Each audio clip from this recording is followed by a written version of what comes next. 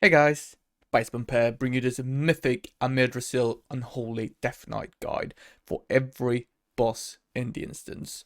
So, just finished clearing it. I'm currently rank 1 DPS. I thought I'd go through every boss, talk about the talent build for that boss, any potential item swaps, as well as like tips and tricks on how to optimize your damage. You'll see down below, you'll have each boss kind of allocated on a time bar. So if you're looking for a specific one, just jump there and I'll make sure it kind of fits in with the video itself. First of all though, we're going to start with Gnarlroot here. Couple points. So for talents, there are essentially two viable builds. You can run the default single target build or the standard one. Both of them work well, but the default one is a bit better on dealing add damage because it accesses Epidemic and you have more frequent cleave through to the lower CD of default.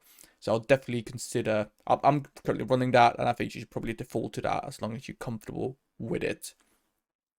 We're going to take a look at this fight. So the whole point here is that you're going to Bloodlust at a 2-minute mark when the boss takes increased damage. This means that you can't use all the cooldowns you have on pool.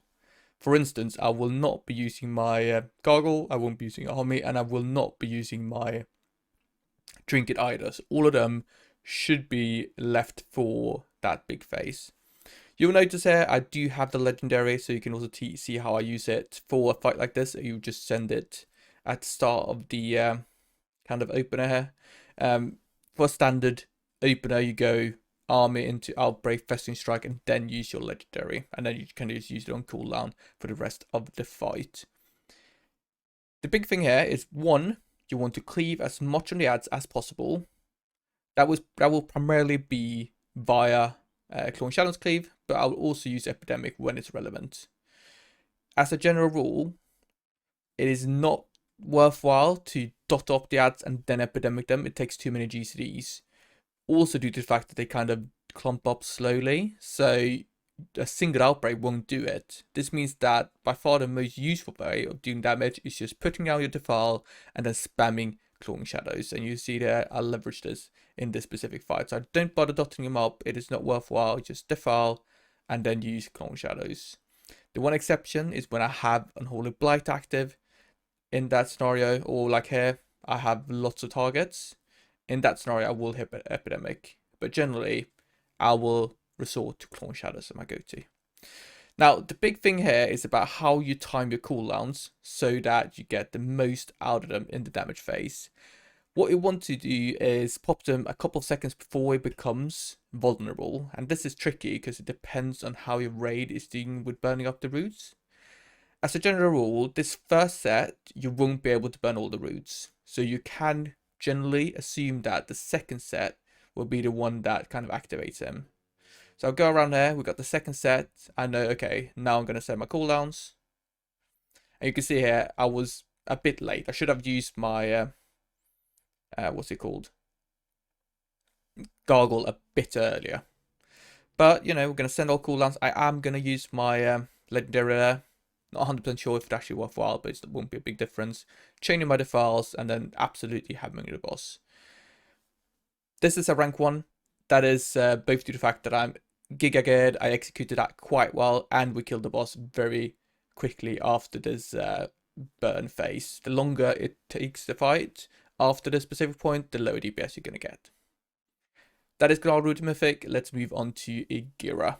Alright, so we're on to Igira. This specific fight, we have talents up here. This is the standard single target build. You can opt to run the defile build here, but I don't think it's worthwhile. Similarly to Gnarlroot, a big part of optimizing your damage here is making sure you get a lot of spear damage. And to do that, you want to leverage your Death and Decay and Clawing Shadows cleave. This does actually depend a little bit on how your raid plays this, because the spears need to be sufficiently close to the boss that you actually cleave on them. Right? If they're too far away, you won't be able to cleave, and then there's not that much you can do about it. For me though, we are quite snugly tucked in, which means that my Clawing Shadows will cleave on the set, so I would just aim to do that. He jumps into the middle. You can use Depth Advance there to avoid the knockback. A tiny little game, but it's not that much. Other than that, we'll talk about a little bit trick you can do with the heart debuff, where you can immune it with AMS.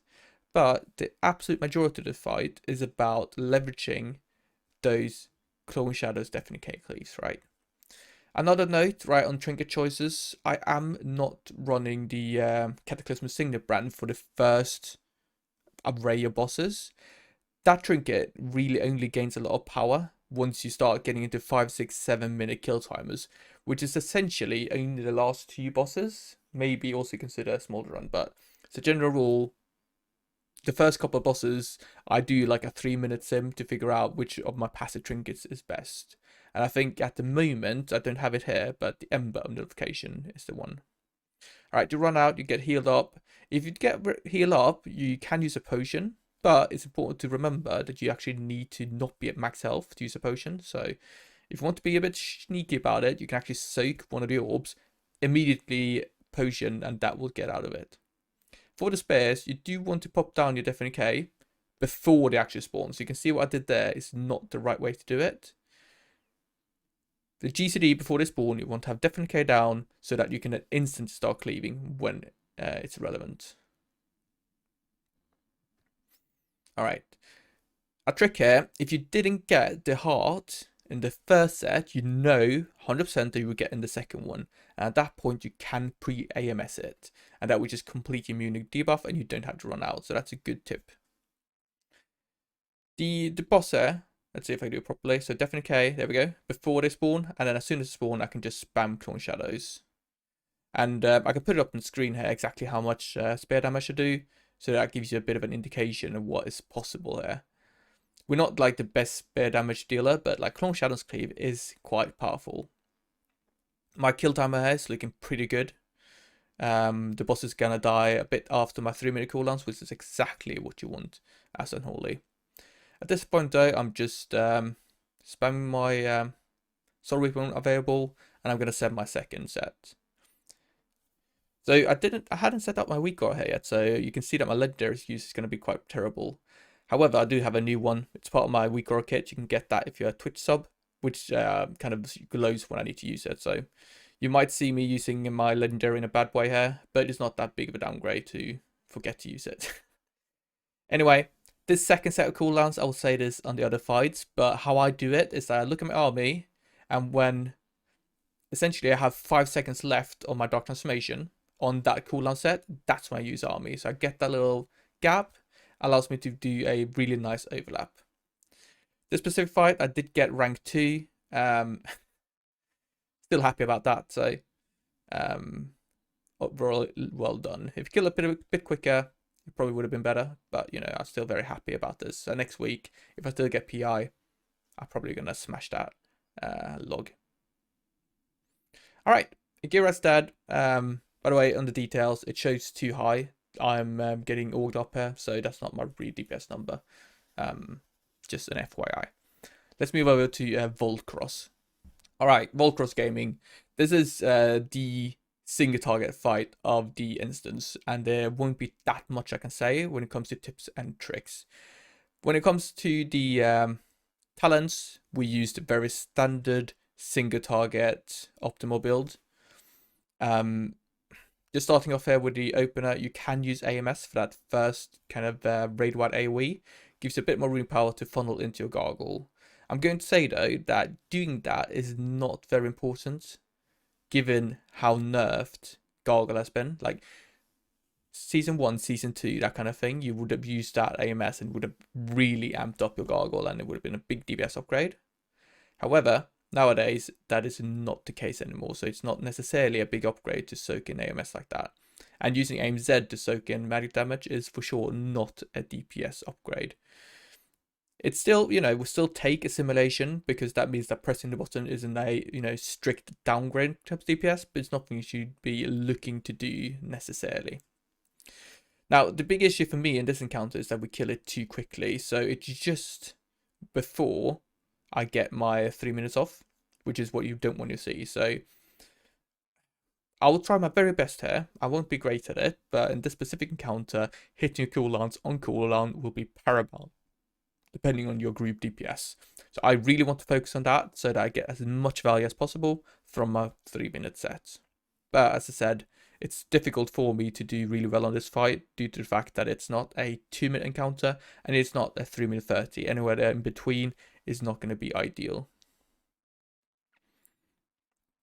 We're doing our best here to focus on the standard things and rotations. So we are looking at our Festamite, tracking that, making sure we start every second Apocalypse window with a new Festamite window, right?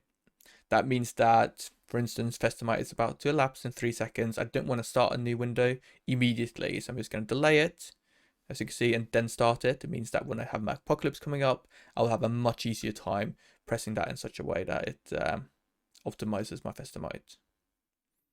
Boss is dropping. I'm going to do something here, which is essentially sending army as soon as possible. So if the boss is dying at the 320, 325 mark-ish, you want to send your army before your auto cooldowns just to get full value. It lasts for 30 seconds, right? So in that scenario, you really want to make sure you use it ASAP. I can obviously tell the boss is at 18%. It's not going to be living for very much longer. And unfortunately, you can see my gargle is 20 seconds from coming up. So I'm just going to send army immediately. And that will even get full value in this 30 seconds window. We can have a look exactly when the boss dies. But I have a timer here. We have 20 seconds left. I asked for my PI just to get a little bit extra. But as I said, this was only a rank, I think like 16 when I did it. Which is obviously higher, right? But it's not in my expectation, which is essentially I should get rank 1 if I don't majorly mess up. Alright, so you can see I get my cooldown out. My gargle does like 300k damage, you know. That was fine. I did get most of the value from army, but still wasn't ideal. Anyway, let's move on to Larodar and have a look at that fight. Alright, time for Larodar. Another single target encounter, or like the single target build. This fight doesn't have that much to optimize. It's primarily dealing with the ads coming in. And it's going to be a bit tricky because when the ads spawn, you can either choose to use Clone Shadows to cleave them, or you can buff your gargle with your death calls. I'm not 100% sure what's best there, so I do a bit of a mix. I make sure to not overcap on winning power, and I make sure I do have some wounds running when I hit my Clone Shadows, but generally, you will be doing quite a lot of AoE damage there anyway. You can see here that first charge is something to keep in mind. He will move out, which is during your big cooldowns. So what I do is I pop AMS, which immunes the ground effect, run out with him, and that allows me to keep my Aura active on him throughout that charge, and that helps a little bit with my cooldown timing. We got some bramble spawning. I'm going to try and snipe some good Soul Reapers. We got that one, 146k. We get greedy with it. If you do get a proc, it's quite a nice DPS upgrade. The legendary here, what I'm looking to do is time it for when I get that crit buff. The little balls that spawn from these red brambles coming out of the boss, they give you a crit buff for a couple seconds and do quite a lot of damage. But if I can pick that up and then use my legendary, that is kind of ideal. Unfortunately, I don't think I managed to do that this specific encounter, but I will definitely try and do so the next time I go for this boss. When it comes to cooldown usage, AMS is good to use it when you soak one of those orbs. Just having one stack is pretty fine. But if you start soaking like double, that is a very good opportunity to use AMS to make sure you don't die. Other than that, not many tips and tricks. Obviously, try and avoid the charge there, which I failed to do. He's going to spawn some ads again. We're going to pop down our Death and Decay and then just do Clawing Shadows Cleave here as much as possible. It is by far the best button to press in this kind of scenario. Oh, here we go. I did manage to do it. Alright, so as you can see there, I have my legendary coming up. I went out, I picked up the crit buff. The legendary scales with crit. Doesn't scale with mastery, so or any other kind of like Unholy Sword buttons. But that crit, it does scale with that, so that's why I wanted to pick that up before I used the legendary. And give me a little bit extra boost. It's going to be minor, but still, it's still something. You can see there, I delayed my Apocalypse a little bit, and that was to start it with a fresh Festamite window. That's the kind of gameplay I want to see. Using Apocalypse like towards the end of a Festamite window is going to lose you out on quite a lot of the strength buff, which isn't ideal. Got some brambles, going to use Soul Reaper there, but let's see if we get that off. No. Oh, there we go. 90k, so be greedy with it. try and time it, then you're going to see some nice extra DPS coming in there. Got our cooldowns coming up. As I said before, you can see I have army ready. I have my deity when that's 5 seconds left-ish. I think I was a bit slow this time, yeah. Press that. Do my normal kind of opener. Get that little bit delay. Double death call since it's non-lusted. Make sure to use Soul Reaper even though it is opener. Even though it is part. Prop AMS there.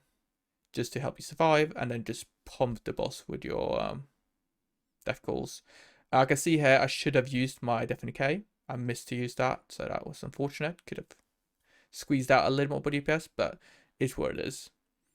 I think I got rank 2 on this specific encounter, so obviously did pretty well, but you can see I can also improve in the specific areas.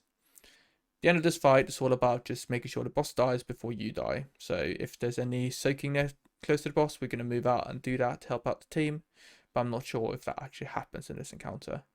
Furthermore, if any of the trees actually move into the middle, you actually do want to grip them on top of the boss. Kill him so they don't end up walking slowly and dropping fire all over the place. Alright, we got the boss doing his thing. You can see there I was good on my timing with my legendary. As I said, I've got much better now that I have the Volcoross, which tracks it in a much more obvious way for me.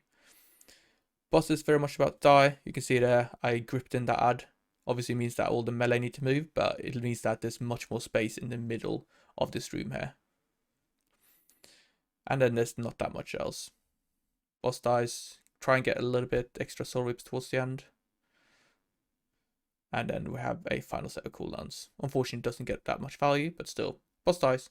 I do well. So let's move on to Councl.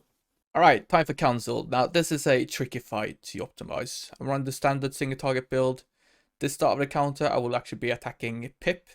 The idea here is that the Earthtus will stand here in the middle, and then you'll be able to chain cleave using your Magi.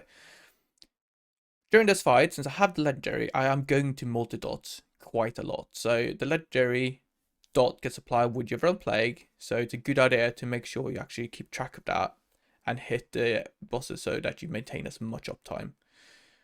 Generally that's not quite worthwhile if you don't have legendary, but with the legendary I would definitely try and maintain it on all the different bosses here.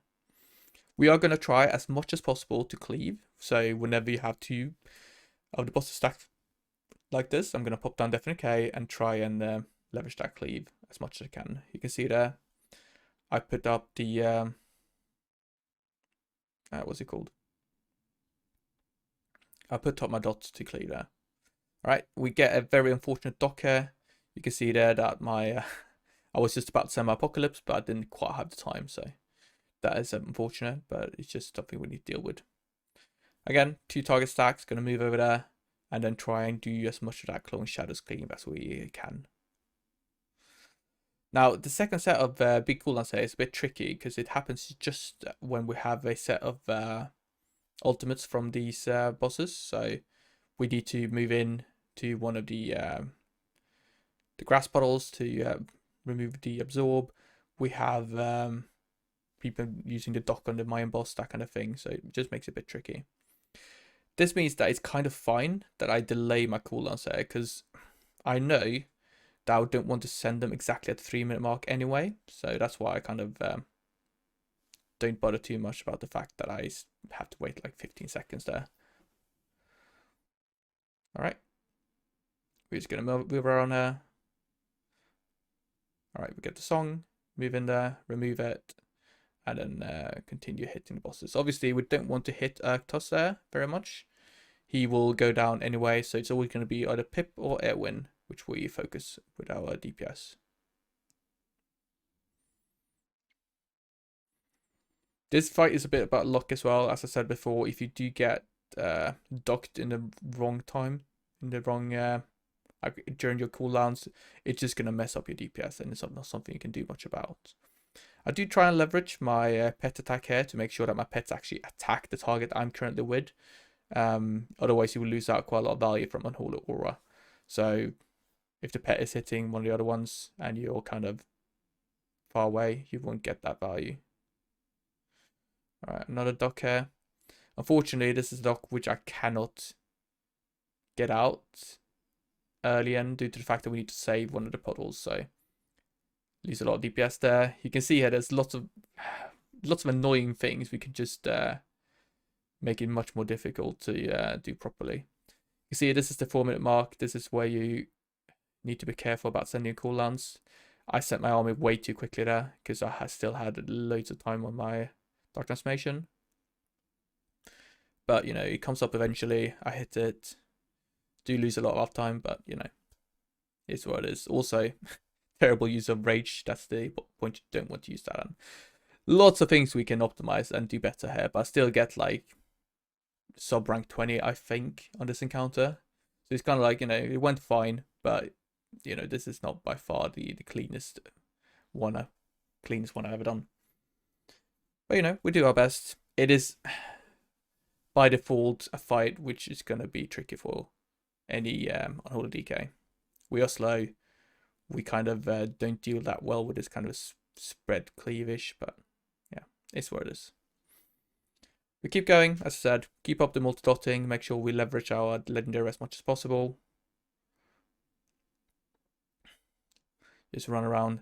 I feel like a dock, even though you're not docked, with the way you kind of have to run around all the time and dot everything, and yeah, whatever. Not my favorite fight. I'm sure a lot of people share that sentiment, but we just have to make the best of it and try and optimize where we can. Anyway, the bosses are going down. We obviously need to make sure they die at the same time so they don't rest. But, you know, wasn't much of an issue. And we're going to kill Arctos and we're going to be done with this fight. Alright, that's Councl for you. Let's move on to Nymue. Sorry. Alright, so Nymue.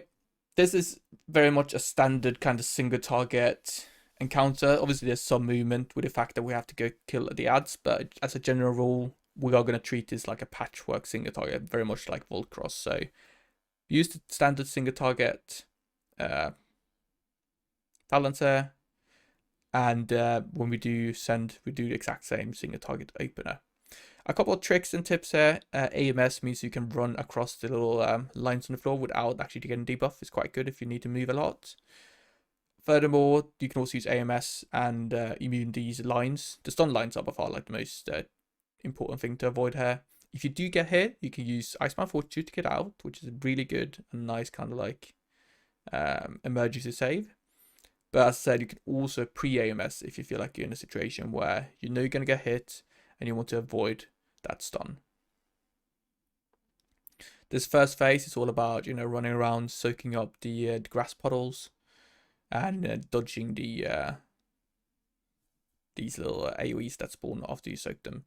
You can see that I leveraged AMS. I want to move into the one. I saw there was one of them exploding close to me. I used AMS, made sure I didn't die from that damage. Now, intermission, we're going to go kill the big ad. Use pet attack here to make sure your pet actually moves over and start attacking it. It takes a while, but you can see there you go, jumps in. If you have AMS ready, you can see there's a debuff stacking up on you that increases the damage you take. I would definitely use AMS because that can reset the debuff because it prevents it from applying, and that allows you to then reset it and make you take much less damage. Also, almost like that, but make sure you use Soul Reaper here as much as possible.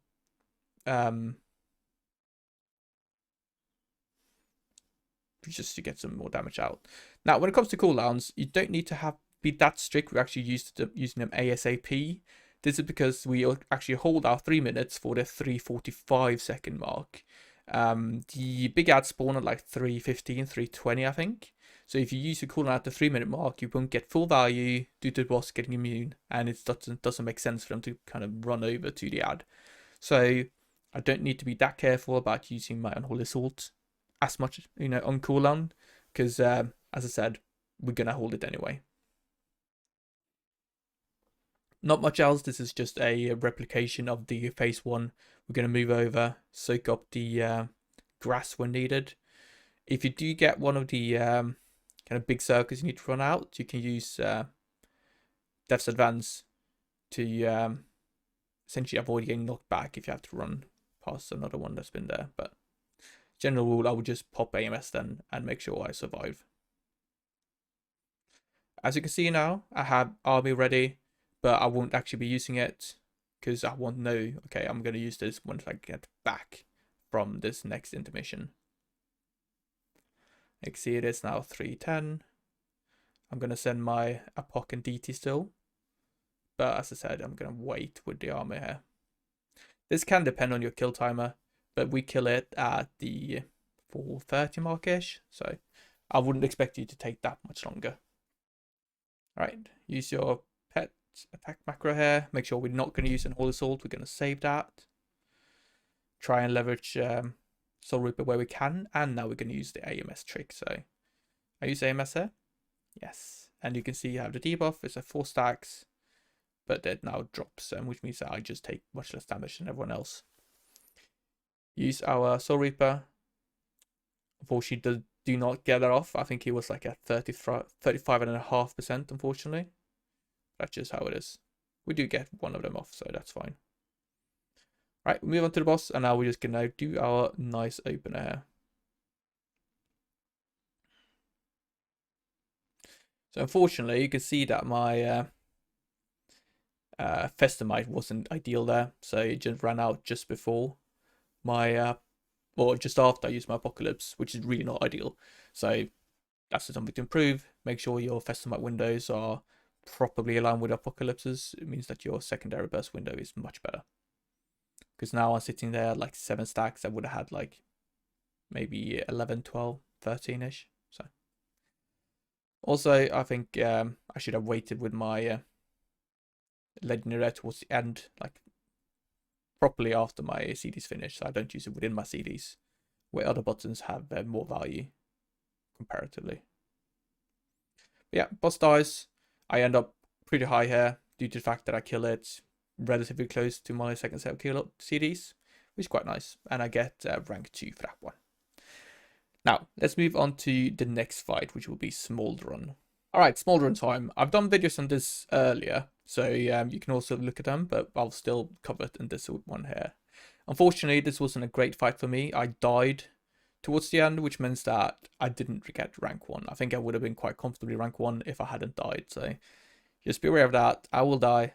It was all my fault, so not much you can do about that. Anyway, let's talk about cooldown management. So at the start of the encounter, we can use a couple of cooldowns safely. It's going to be Apocalypse, Dark Transformation, and our Legendary. So I will actually be timing my Legendary with the damage increase windows, but I will do it on the 2nd and the 4th set is the plan. That means that you're not in a scenario where you have like a Gargle running, things like that, which means that other buttons has, relatively more value. Alright, we're just going to work on making sure we spread with these geezers. Ideally, you want to have like an even split on either side of the boss and stand in a line. It makes it much easier to deal with. I have my Apocalypse and such ready, but I won't be using them. Instead, I'll move on. I stand on the 2nd furthest away ring here in the middle. I'm going to use Death's Advance. Also, I use some Death Calls and things. One Death Call there to make sure I have Death Rock running still. Then all my cooldowns there, and due to the fact that I stood in that specific spot, it means that I get my buff in the perfect scenario. 2nd FNK, I stand in the middle here. AMS completely immune stat dots as long as you picked up your 5 orbs. So you can stay in the middle, keep pumping the boss, and doing as much DPS as possible. Great. Phase 1's over, we're at 380k DPS. That's kind of what we're looking for. And also getting PI and things, so definitely helping out.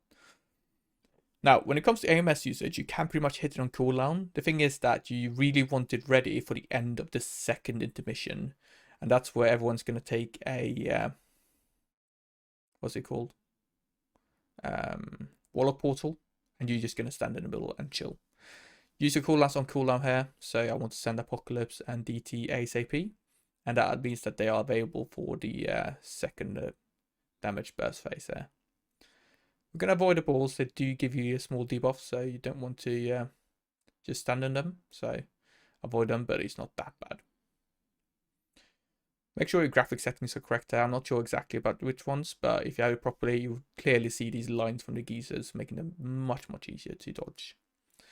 This 2nd set, I'm going to be standing closer to the boss when I spawn my orbs. I think I messed up that. Yeah. Oh, okay. I realized. Okay. That's due to the fact that we send our cooldowns much more quickly, and therefore we want to pick up the orbs at a quicker kind of time to make sure everything is timed properly. There we go. Picked them up. Should I use my cooldown a bit earlier? And then I use my rage share. It's not ideal to use it because obviously it doesn't scale with Unholy Assault, for instance, but I'll still make sure you actually do use it here because it is quite a big burst thing. AMS, stand still, keep hitting the boss. That is the kind of thing we're trying to do here. Great. That's the second burst. Then we have a repeat here of the kind of geyser dodging phase. This is a good opportunity. So obviously I don't have it now, but your potion, if you do, when you get this heal absorb, it's probably a good idea to use a potion to get out of it quickly. I generally, as a DK, you will be quite slow in actually getting healed up. I just think the fact that we're so tanky, which means that healers do not prioritize us as much. We also have a lot of default HP. I'm not sure. No, it doesn't scale with HP. I don't know. You don't get healed up very quickly. You can use a potion to just make sure you drop that, get out, and avoid any mishaps. Alright, not ideal here. You have this kind of mesh of geysers. You want to have them on the line, makes them much more easy to dodge. Anyway, the second burst window, we're going to replicate what we did in the first one. We're going to stand on the second outermost in the middle there. You can see here, I'm going to use my Death's Advance. Run in, I'm going to use Army, Definitely K, send my Gargle macro, Triple Death Call, run in, Apocalypse, and then I'm just going to pick up all my orbs. Like that. Again, I'm going to leverage my AMS here. So stand still, use my AMS. Means that I get a bit more renew power to send into the boss. But yeah. Unfortunately, after this, we're going to have a bit of a mishap where I actually die. It's just a random geyser, which I didn't feel like would kill me, but just one taps me. I was a bit low on HP as well, so that's just a bit too bad. And it means that I end up 20 or 30k lower than I would have been because I miss out on using my second Fyrakk here, for instance, which would have been nice in this final set. But what can you do? It's all about, next time, just do better. There you go. Oh, that wasn't one. Okay. I thought that was when I was going to die, but it's not that. It's like 20, 30 seconds, but I'm sitting here, I'm like, oh, too bad. But the only thing you can do is play better next time, right? All right, we got the geysers. I could have even used AMS here, which is just too bad.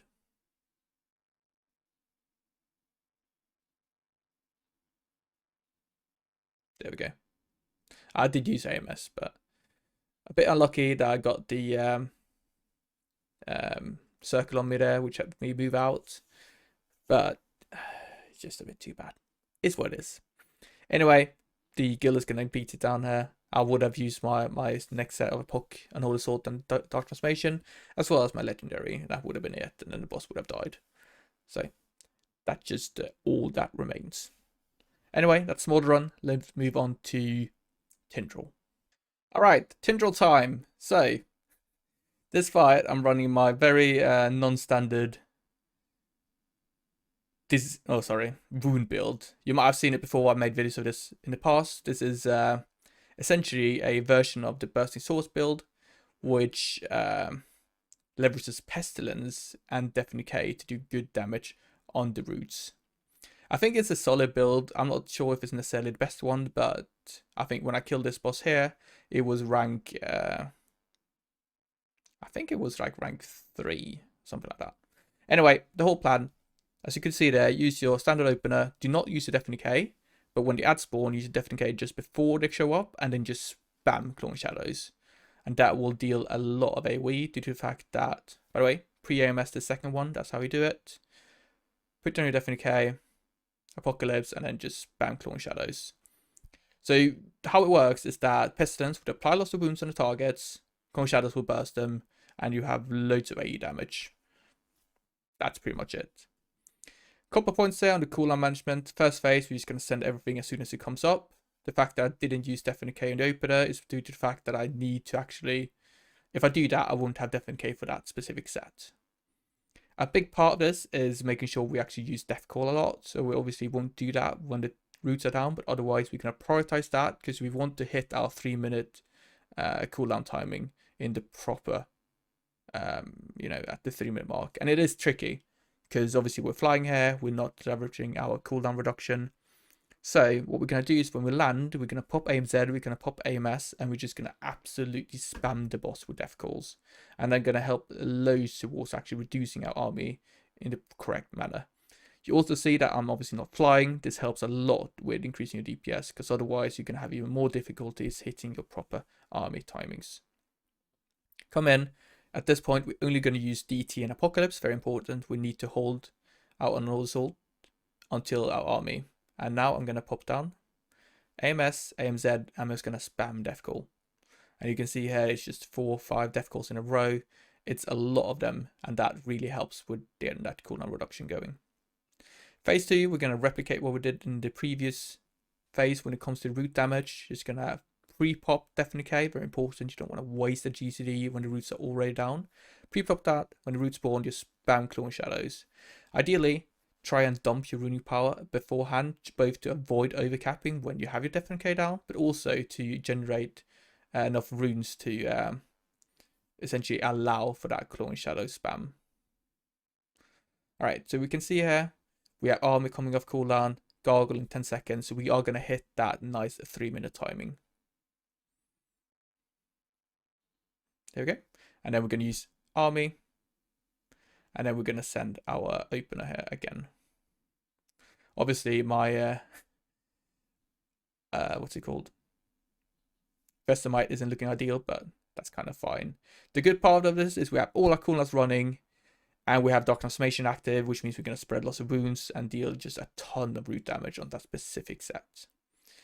Otherwise, we don't do that much. Generally, I think I would have done better if my Vesemite window had been timed in an appropriate manner, but, you know, can't have it all, can you? But if you're interested in how many wounds I'm actually popping, have a look at my Vesemite counter, and it gives you an indication that every time I press Claw Shadows, whatever stacks it goes up, is how many wounds I popped. Alright, that looks good. We're going to do the same thing as before. Going to fly over. The flying is much easier. Press 2, 3, spam 1 twice, and then just space out your 1 presses. And you're going to be able to fly over very, very quickly. Same thing here. We're going to leverage this AMS, AMZ trick to get our cooldown of army down properly. Also going to make sure we use our legendary here. It's quite nice. We have an increased damage, so might as well leverage that. And now we're just going to spam Death Call. People taking loads of meta damage. We're taking loads of meta damage. It means that we have so much runic power to just funnel into the boss and funnel into our cooldown reduction. We use Unholy Assault here, ASAP, because that means that it will be ready for our 3-minute burst. Same thing here, Death and Decay. You can see that that's bad kind of usage. You want to have Death and Decay down before you actually have the root spawning, because that's just a wasted GCD otherwise. Now there's a bit of flexibility here, so you can see I have Gargle coming up in 1 minute. So I could have waited with my Apocalypse and DT for a couple of seconds, but I didn't. That's actually quite a big DPS loss, because what happens is that when there's roughly 45 seconds left on Gargle, you have another root set. And timing DT with that is a big upgrade, so that's something I can improve to next time. Make sure you actually delay that set, because that is what I want to do. Because, you know, this could have had DT running, and that would have been lots of extra wounds, but now we don't get that. But still, you know, clear that, run out, get that seed back in, and then we're looking to use our cooldowns again when Garg comes back. And I'm going to have to hold my DT and Apocalypse at this point instead. It would have been better to use them with the roots at an early stage. I won't be that great at reducing our army here. You know, Garga's coming back up, but still no army. But that's fine. Boss is still at 18%, so I won't be having difficulties actually getting full value. There we go. Send army. Send our cooldowns. Make sure we actually have DT down. Gives you loads of extra Festamite stacks. You can see that that's a good point of this build, that we have army running and I'm getting 20 stacks just like that. Obviously that would also be the case without running Pestilence, but you get some extra Festamite, which helps with funneling in these kind of scenarios. We've got another set. Boss is just quickly going down and he's going to die briefly. And I'm going to get... What rank did I get here? I think it was rank 3. It could have been better, as I said, if I'd done a proper delay on my DT Apocalypse in the last phase. I think I would have squeezed out some more DPS. But yeah, currently rank 5. I think it was rank 3 when we killed it. Anyway, that's Tindral for you guys. Let's move on to Fyrakk. Alright, time for Fyrakk. Starting with the build, I'm running the default single target one. You can definitely opt to run the Defile one as well to get some better cleave for that intermission phase, but I think the default one is by far the easiest one to run, so I just went with that one. I'm also going to say I did get like rank 10 here, but that's like 50% damage ranking, which is a bit unfortunate. I will die on this try and I won't be doing that well, unfortunately. I did have a couple tries which are rank 1, so I feel like my general approach is valid. I'm just saying that this specific one wasn't the greatest, but that's just how it is, right? Opener, very standard, doing the double death call due to no lost. I do a thing here where when the boss moves, I put down another death and decay, get some extra value from that haste for my pets and such. Boss runs away. I try and keep at least 2 wound summon at this point because I know that I'll run away, DT, and then I want to use another Apocalypse here. And if you go too far down in wounds, that's not going to work out well for you. Alright, we're going to do big movement here. This is a good opportunity to use AMS if you feel like you can't dodge the lines properly. But ideally, you want to use AMS from when you get the Firestorm. Firestorm is like the most dangerous part of this. You have loads of these fire spawning. You want to dodge them all. If you do get one of the rings, you want to use AMS to make sure you avoid some of that damage. But alright. We have a next set of cooldowns. In this set, I want to make sure I use Unholy Sword after my Apocalypse. I do that because of the fact that the boss will move into the lava after that point. And I want to have a lot of stacks to make sure I actually can use Corn Shadows from range. That's an excellent use of AMS. What happens is that you have the lines, you have the frontals as well. It's going to be difficult to dodge both, so having AMS for that point is really good. It means that you simply can't die. End of this phase, we are going to hold DPS. Even though I have my Fyrakk legendary ready, I won't use it. I'm going to save it for when I going to deal damage to the intermission shield. I'm also going to save my Apocalypse and Dark Transformation to use for the shield as well. Primarily due to the fact that we don't want to use that too much damage here. And yeah, that's pretty much it. I try and make sure that when he jumps up, I use some death calls right towards the end so I can maintain my death threat stacks on him. I think I'm going to fail that here, but it means that when he jumps down, we're going to use Death's Advance, and then we could send immediately one death call into him. There we go, and then we maintain stacks. Alright, everyone presses the macro. We are right 1, which means that we're going to soak the purple ore right towards the end there. I'm going to use my legendary and then keep soaking.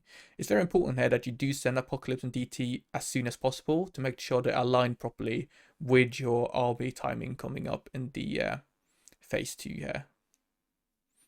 But yeah, this is no problem at all for us. We're going to keep hitting the boss. I'm going to start my next Vestamite window quickly. It allows me to align it all in a nicer way with army. So boss jumps away, he pushes everyone back, I use Death's Advance. He lands, and then when there's 5 seconds left on my DT, I'm going to use army. I'm going to send my second set of Seeders into him. Here we go. I try and make sure I keep my Death Rod stacks running. Double Death Call due to non-lost at opener. And I'm going to make sure I use my AMS here when I get the line. Use my racial, and then also quickly run after him. He moves a lot here, so you do lose quite a lot of value from your pets running. But you still want to make sure you're close to him, so at least you get an Unholy Aura. Now, we got the 2 ads spawning. What we're going to do here, you could have noticed I didn't use Death and Decay at the start of that burst. It's because I want to use 1 Death and Decay when these guys spawn. So I'm going to use that here. And then I want to use the second Death and Decay for the ads that spawn in the middle. For those ads, what we're going to do is we're just going to spam Clone Shadows to do that cleave damage we have. Stack up at least 4 wounds on this guy. I'm going to grip in my 2 targets, hit this guy, Apocalypse, DT, dot everything up, definitely K, and then just spam Clone Shadows. Could have been quicker with that. That was a bit too slow, which means that I didn't get like full value from my cleave. So definitely next time, try and essentially make that happen a bit quicker. Also, it's not probably worthwhile to use your Dotter due to the fact that Clone Shadows just deal a lot more damage.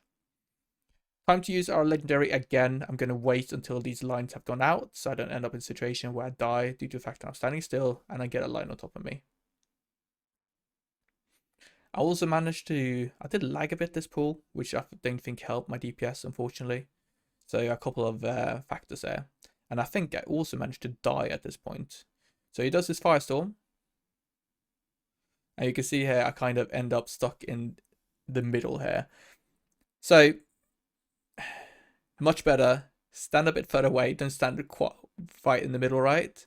So you don't end up in a situation like that where you kind of like stuck there, getting hit by everything at the same time. So that's feedback for me for next time. All right, we got the next set of ads. We're going to grip in our 2 guys. Going to do the same thing, definitely K, and then just cleave. They don't need to be gripped in right into the middle. So we do have like mass grip coming in, which means that they just need to be close enough, essentially. Also, not that well executed, that specific part. Like, you want to be saving up a couple of runes so that you can pop it on Deafening K and then just spam Clone Shadows.